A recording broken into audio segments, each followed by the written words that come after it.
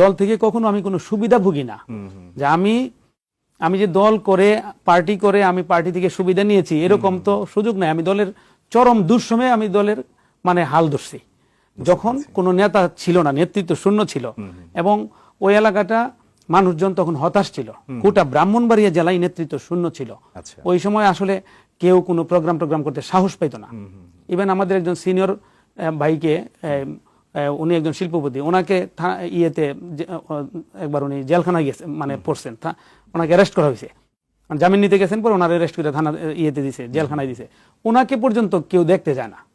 কিন্তু আমি আপনার সাহস করে হাজার হাজার লোক নিয়ে আমি গিয়ে জেলখানার সামনে গিয়ে ওনার সাথে গিয়ে দেখা করে ওনাকে সাহস দিয়ে আসছি।